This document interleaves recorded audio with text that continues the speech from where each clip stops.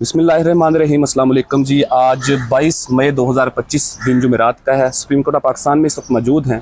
आज supreme court of Pakistan के अंदर एक बहुत ही अहम केस की समाअत जो मखसूस नशिस्तों के खिलाफ नजरसानी की अपील थी, उस हवाले से बहुत अहम एक फ़ैसला भी आया। और आज कमरा अदालत नंबर 1 के अंदर जो आइनी बेंच 11 रुकनी इस केस की समाअत कर रहा था, कमरा अदालत नंबर 1 का क्या अहवाल रहा।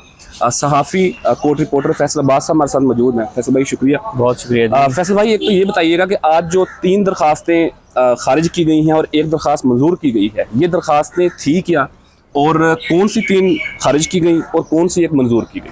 अच्छा देखें, basically supreme court of Pakistan का पहले 13 रुकनी आइनी बेंच सुन रहा था जो पीपल्स पार्टी, मुस्लिम लीग नून और इलेक्शन कमीशन की मखसूस नशिस्तों के ऊपर जो नज़रसानी की दरख्वास्तें हैं उनको 13 रुकनी में सबसे पहले तो जस्टिस अकील अब्बासी और जस्टिस आयशा मलिक साहिबा ने सारी दरख्वास्तों को मुस्तरद करके डिसमिस करके और फिर वो बेंच से उनको अलहदा कर दिया गया। फिर बचा बाद में 11 अलहदा कर दिया गया, अलहदा हो गए, अलहदा बस समझ लें कि कर दिया गया। बाद में बचा 11 रुकनी आइनी बेंच। तो चूंकि मखसूस नशिस्तों का जो मरकज़ी केस था, मरकज़ी केस में जो है वो 8-5 से फैसला आया था, तो वो 13 जजेस से, जो 12 जुलाई 2024 को आया, 12 जुलाई 2024 का। तो इस दौरान सुन्नी इत्तेहाद कौंसिल ने बेंच के ऊपर एतराज़ उठाया और फिर हामिद खान साहब ने 3 दरख्वास्तें दायर की। सुन्नी इत्तेहाद कौंसिल ने ये एतराज़ उठाया कि इसके अंदर ऑथर जज मौजूद नहीं है, यानी कि 12 जुलाई का फ़ैसला जस्टिस सैयद मंसूर अली शाह ने लिखा था, तो वो इस बेंच के अंदर मौजूद नहीं है। और फिर उसके बाद फ़ैसला देने वाले दीगर 5 जजेस भी इस बेंच के अंदर शामिल नहीं है। तो बेंच की तश्कील ना होनी चाहिए। बेंच 11 रुकनी है, ये कैसे हो सकता है कि ऑथर जज भी उसके अंदर नहीं है? तो ये नज़रसानी कैसे सुन सकते हैं? मतलब बेंच के कॉन्स्टिट्यूट होने के ऊपर ही एक दरखास्त थी, जो कि सुन्नी इत्तेहाद कौंसिल की थी। फिर 3 दरख्वास्तें थी हामिद खान साहब की, जिसमें से एक दरख्वास्त ये थी कि चूंकि ओरिजिनल केस जो था वो लाइव चला था, तो इस केस को भी, इसकी प्रोसीडिंग जो है उसको लाइव किया जाए, लाइव स्ट्रीमिंग होनी चाहिए। लाइव स्ट्रीमिंग होनी चाहिए। एक दूसरे नंबर पर हामिद खान साहब की ये दरख्वास्त थी कि जब तक 26वीं आईनी तरमीम की 2 दर्जन के करीब जो दरख्वास्तें सुप्रीम कोर्ट ऑफ पाकिस्तान के अंदर पेंडिंग हैं, जब तक वो नहीं सुनी जाती, उन पर फैसला नहीं आता, तब तक इस केस को मुलतवी किया जाए। तीसरे नंबर की हामिद खान साहब की दरख्वास्त ये थी कि आप इस बेंच को रिकन्स्टिट्यूट करें। बेंच को जो है वो 11 रुकनी बेंच नहीं सुन सकता, जो कि सुन्नी इत्तेहाद कौंसिल की दरख्वास्तें थी। तो बेसिकली सबसे पहले तो डेवलपमेंट ये हुई कि इसमें सिर्फ एक दरख्वास्त मंजूर हुई है हामिद खान साहब की, जो कि लाइव प्रोसीडिंग की है, और 11 रुकनी आईनी बेंच ने तीनों दरख्वास्तें बाकी जो हैं उनको मुस्तरद कर दिया है। हालांकि जो फैसल सिद्दीकी साहब हैं वो कह रहे थे, उन्होंने दलाइल ये दिए, उन्होंने कहा कि जब आप ये फैसला देंगे नज़रसानी का हतमी फैसला जो होगा, हतमी फैसले में आप कैसे डिटरमाइन करेंगे? आप देखेंगे उसमें 11 जजेस बैठे हैं, फिर 2 जजेस के साइन नहीं है वहाँ पर, जस्टिस अकील अब्बासी और जस्टिस आयशा मलिक साहिबा के। और फिर उन्होंने कहा कि इतनी बड़ी कंट्रोवर्सी ये क्रिएट होगी कि फिर ये तारीख के अंदर याद रखा जाएगा। और उन्होंने कहा कि तारीख के अंदर ऐसा कभी नहीं हुआ कि पहले 13 रुकनी आईनी बेंच का फैसला जो है वो उसकी नज़रसानी को 11 रुकनी आईनी बेंच सुने। तो ये वाली फैसल सिद्दीकी साहब ने मामला जो है वो आईनी बेंच के सामने रखा। बेसिकली आज कमरा अदालत के अंदर जो है वो जो मुस्लिम लीग नून के वकील हैं वफाकी हुकूमत के मखदूम अली खान साहब ने, वो उन मुतासरा खवातीन के वकील हैं जो मखसूस नशिस्तों के ऊपर थी। हाँ जी, तो उन्होंने फिर जो है वो दलाइल दिए कि किस तरह से ये आईनी बेंच सुन सकता है, किस तरह से लाइव प्रोसीडिंग नहीं की जा सकती, किस तरह से जो है वो ये बेंच ठीक है, ये सारी चीज़ें मखदूम अली खान साहब इसके ऊपर दलाइल दे रहे थे। मतलब उन्होंने 4 दरखास्तों के खिलाफ दलाइल दिए, भरपूर तरीके हक में दलाइल दिए। अच्छा, उनके हक में दलाइल, बल्कि दरखास्तों के खिलाफ दलाइल दिए कि इनको रिजेक्ट कर देना चाहिए। हुआ ये कि मखदूम अली खान साहब ने जब अपने दलाइल दिए तो वो जजेस ने कहा कि ठीक है, 10 मिनट का वक्फा है और 10 मिनट के बाद हम दोबारा आ रहे हैं, तो उनका फैसला यूं फैसल सिद्दीकी साहब और हामिद खान साहब खड़े हो गए, रोस्टम पर आ गए।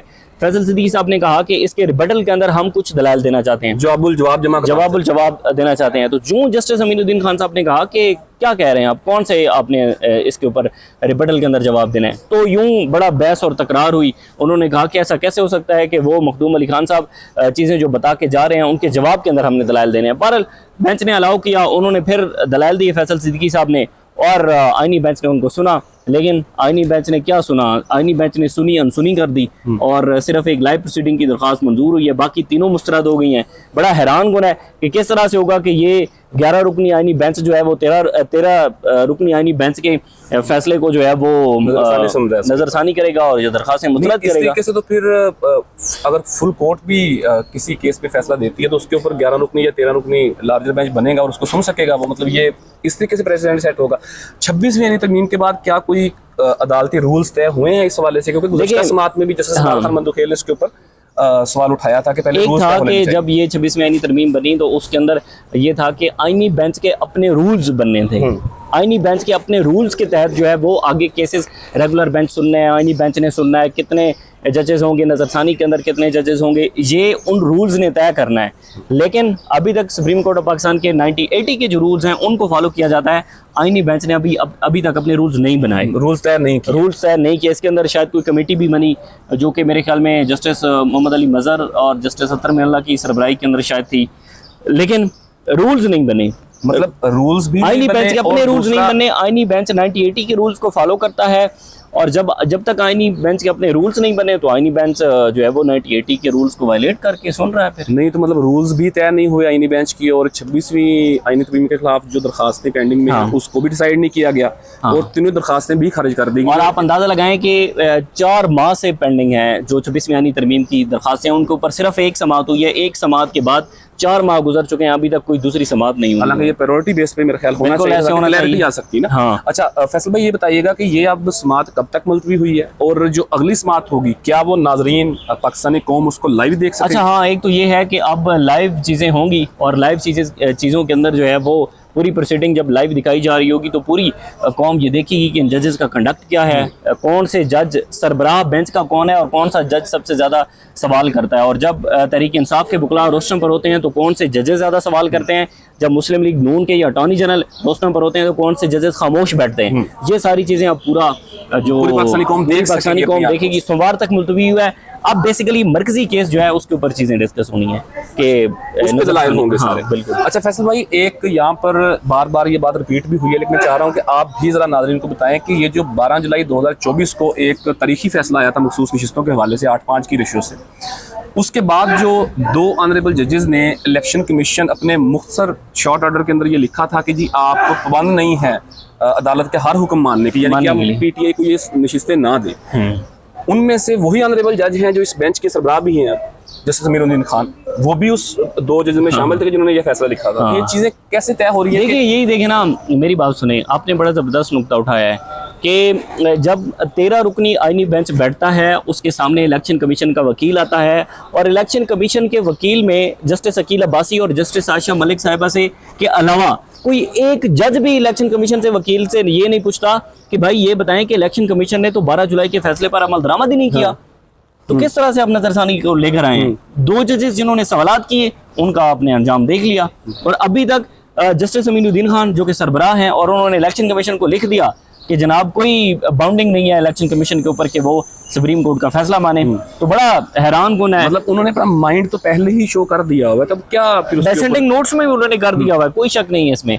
और दूसरा ये है ना कि अब वक्त की ज़रूरत के मुताबिक इस केस को लगाया गया है। अब जजेस सवाल भी नहीं करते इलेक्शन कमीशन के वकील से, अटॉर्नी जनरल से सवाल नहीं करते, ठीक है, कि वफाकी हुकूमत ने इस पर अमल दरामद नहीं करवाया, इलेक्शन कमीशन ने इसके ऊपर अमल दरामद नहीं किया, जजेस खामोश होकर बैठे हैं।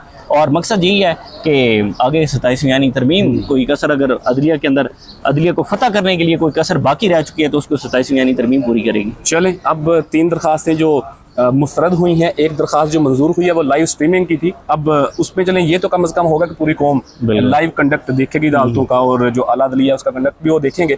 इसमें जो मरकजी फरीक थे वो मेरे ख्याल मियां नवाज शरीफ साहब थे, आई थिंक इस नजरसानी में बिल्कुल बिल्कुल। तो 3 दफ़ा के साबिक वज़ीर-ए-आज़म और जमहूरी लीडर वो उस 8-5 की रेशियो से जो फुल कोर्ट का फैसला था उसके खिलाफ वो भाग के नजरसानी में आ गए हैं कि जी इसको नजरसानी इसके ऊपर की जाए। तो देखते हैं अब अगली मंडे से ये लाइव स्ट्रीमिंग भी होगी और आगे भी केस चलेगा और कभी उम्मीद है कि शायद जल्दी हम वाइंड अप हो जाएगा। काफ़ी सारी बातें इसके ऊपर हो चुकी हैं। फिर इस केस के हवाले से जो भी तफसीलात होंगी वो ज़रूर आपके सामने रखेंगे। सुप्रीम कोर्ट ऑफ पाकिस्तान से सहाफ़ी कोर्ट रिपोर्टर फैसल बाज के साथ अपने मेज़बान अज़ीज़ शानूर को इजाज़त दीजिए। अल्लाह हाफ़िज़।